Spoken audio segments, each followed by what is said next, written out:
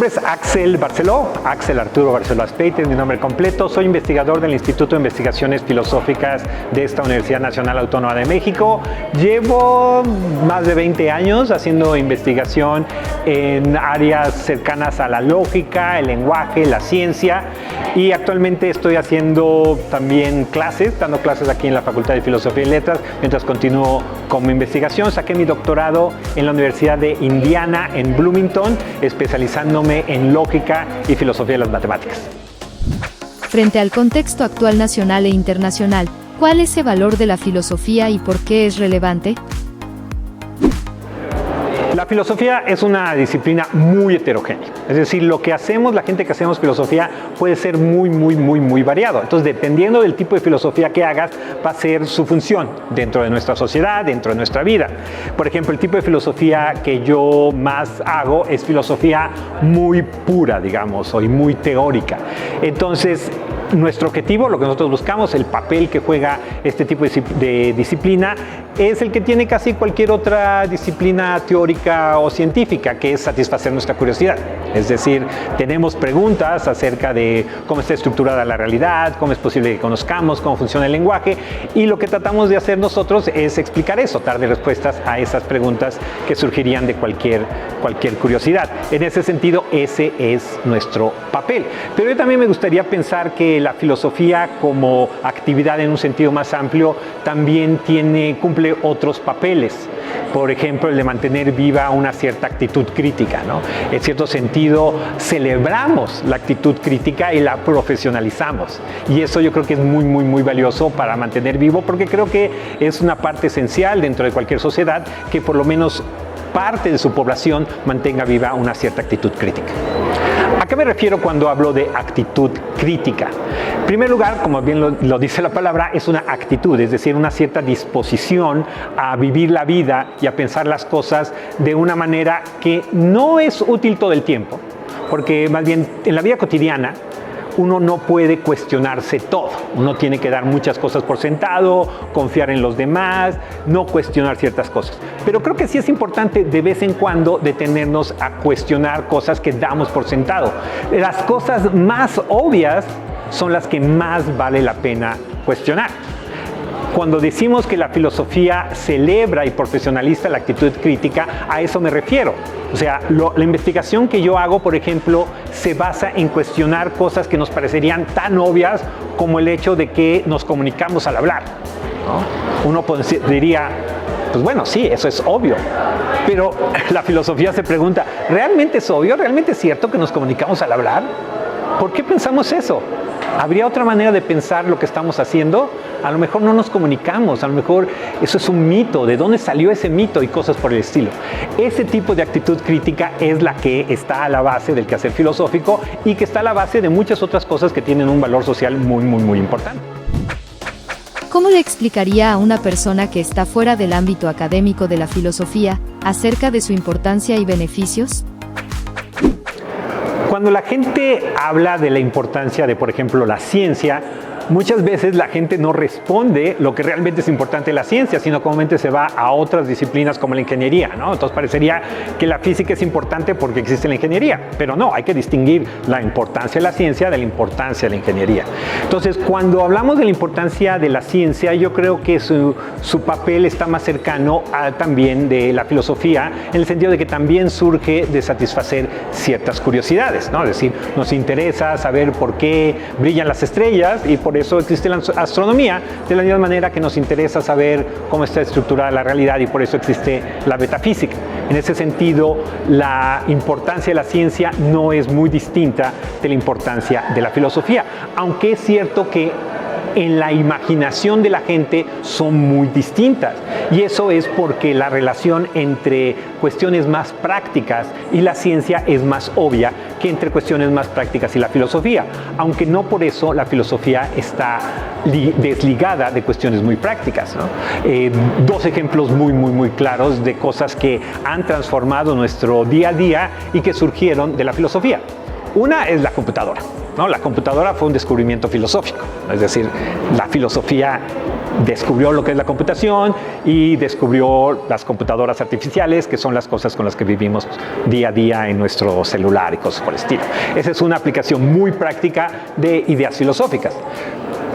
Pero la democracia es otra también, que es una idea filosófica que ha transformado completamente la manera en que vivimos en sociedad. Y esos son simplemente dos ejemplos que son de los más sobresalientes. Pero en realidad las ideas filosóficas son tan aplicables como casi de cualquier otra ciencia. Lo que quiere decir es que no mucho. Es decir, en realidad muy poco de la ciencia se aplica y también muy poco de la filosofía. Pero eso no significa que no haya aplicaciones filosóficas.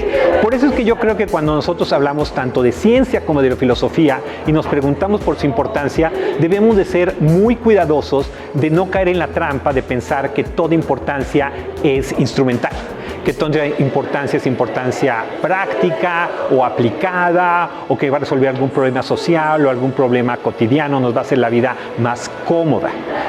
La importancia de la ciencia y la filosofía es de otro tipo. Tiene esa utilidad también a veces, pero muy a veces.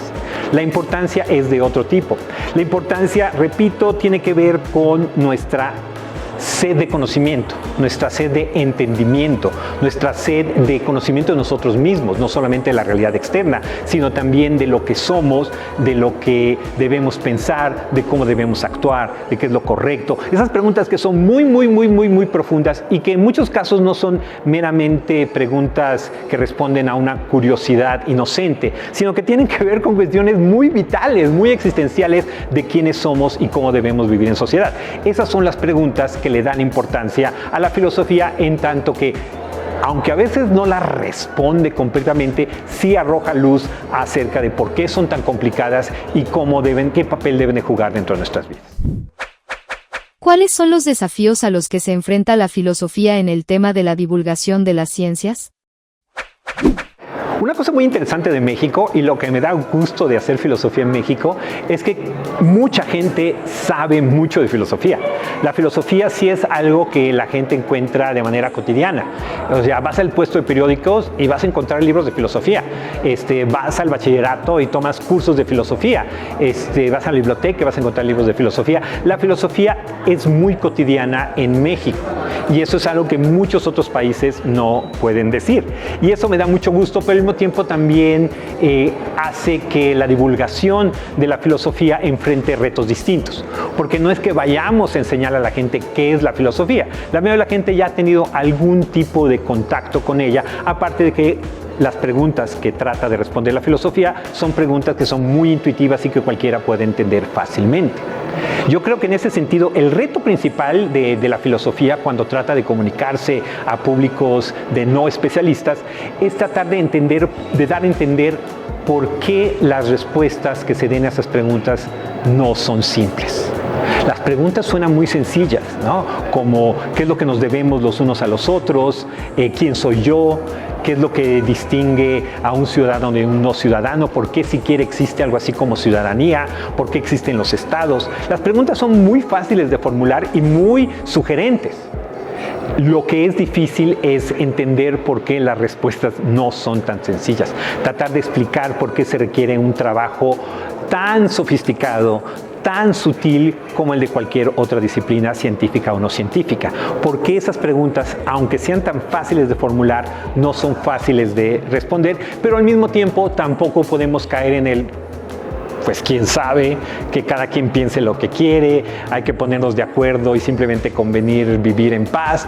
¿Por qué vale la pena seguírselas preguntando pese a que es tan difícil darles respuesta? Yo creo que si el público pudiera entender esto, la filosofía, la importancia de la filosofía, el papel que jugaría la filosofía en la vida no solamente pública, sino también personal de cada uno de nosotros, sería muchísimo mayor. Si pudiéramos entender en ese sentido cómo la sofisticación y sutileza de un argumento filosófico vale la pena, entonces la gente ya estaría muchísimo más interesada. Creo que es obvio, por lo que he dicho, que hacer difusión y divulgación de la filosofía entre el público en general es importantísimo. Pero que sea importantísimo no significa que es fácil. Al contrario, es muy complicado y no estamos siendo entrenados a hacer ese tipo de trabajo. Difícilmente se nos enseña a investigar y a dar clases Pero así como cada una de las partes de nuestro trabajo, como dar una buena clase, dar una buena conferencia, escribir un buen artículo, requiere conocimientos especializados metodológicos, también hacer buena difusión y divulgación entre el público general requiere un tipo de entrenamiento que desafortunadamente no tenemos. Entonces, la gente que nos dedicamos le dedicamos parte de nuestro trabajo a la difusión y divulgación de la filosofía, lo hemos estado aprendiendo poco a poco, por nuestra cuenta, con ensayo y error, y yo creo que sí deberíamos de tomarnos más en serio que hacer este trabajo bien requiere cierto tipo de, no sé si profesionalización es la palabra correcta, pero sí de adquirir ciertas habilidades y técnicas especializadas en ese departamento, ¿sí? No es simplemente que porque yo sé de lógica, por lo tanto puedo hacer divulgación de la lógica. No es así de fácil, ojalá si lo fuera, pero no, porque cada audiencia, cada tipo de comunicación requiere poner atención a diferentes factores, de poner atención a desarrollar diferentes habilidades, y esas tienen que irse adquiriendo poco a poco, pero valen la pena. Entonces yo creo que los retos, porque son muchos los retos que enfrentamos quienes nos tomamos en serio esta parte del quehacer filosófico, primera es que se reconozca la importancia a nivel institucional, ¿sí? Es decir, si yo me citan en uno de mis artículos, la gente entiende por qué lo que hice fue importante. Pero si hago un TikTok para explicar un concepto filosófico, la gente no entiende tanto por qué eso fue importante ni lo valera tanto. Entonces, como no se valora, la gente no le dedica suficiente tiempo y por eso no lo hace tanto ni tan bien como debería. Entonces, es uno de los principales retos que yo encuentro en este momento. Segundo, la falta de formación en las habilidades que se requieren para hacerlo bien. Y tercero, también la falta de institucionalización de espacios, ¿sí? La gente quiere empezar las cosas de cero, ¿no? La gente piensa que para hacer buena divulgación tiene que empezar su propio canal de YouTube o su propio podcast. Y yo creo que no, yo creo que más bien la filosofía, para difundirse bien entre los públicos generales, en vez de tratar de crear sus propios canales, sus propios medios, debería de buscar espacios en los medios que ya existen, en los medios que ya tienen las audiencias que nosotros queremos alcanzar. Es decir, tenemos que buscar publicar en revistas que son de divulgación más en general, aparecer en espacios de radio, televisión, podcast que ya existen, que ya tienen las audiencias, y nosotros contribuir con lo que podemos contribuir como gente que se dedica a la filosofía, en vez de tratar de empezar de cero e inventar el hilo negro de algo que en realidad no sabemos. ¿Qué le diría a alguien que desea estudiar filosofía, pero aún tiene dudas? Aun cuando es muy importante la difusión y divulgación de la filosofía entre el público en general, yo creo que también que es muy importante señalar que la filosofía, digamos, no para especialistas, está abierta a todo el público. A decir verdad, no tienes que esperar a que alguien te divulgue la filosofía si tú te quieres acercar a la filosofía. Puedes simplemente abrir un libro, abrir una revista, ir a una conferencia, ir a una clase y así ver también cómo se hace la filosofía de primera mano. Entonces, especialmente si tú estás interesado en algún día dedicarte profesionalmente a la filosofía, por ejemplo, si eres un estudiante de bachillerato y no sabes si la filosofía es para ti, lo mejor es que vengas aquí a la facultad, entres a una clase, hables con la gente que lo ha estudiado o que lo encuentre estudiando, vayas a las conferencias, veas de primera mano cómo se hace la filosofía. Porque puede que te enamore la teoría, ya al final, ¿no? Que tú lees el libro y dices, wow, qué maravilla. Pero lo que vas a hacer es otra cosa. Lo que vas a hacer va a ser dar clases, dar conferencias, escribir, leer. Y entonces sería muchísimo más útil, si te vas a dedicar a la filosofía, que te acerques al quehacer filosófico cotidiano de las personas que nos dedicamos de manera profesional a eso. Porque una es la pregunta por cómo me acerco a la filosofía como una persona que no se va a dedicar a la filosofía. Y ahí sí creo que la difusión y la divulgación y la popularización de la filosofía puede jugar un papel muy importante, porque esa es filosofía para gente que no se va a dedicar a la filosofía.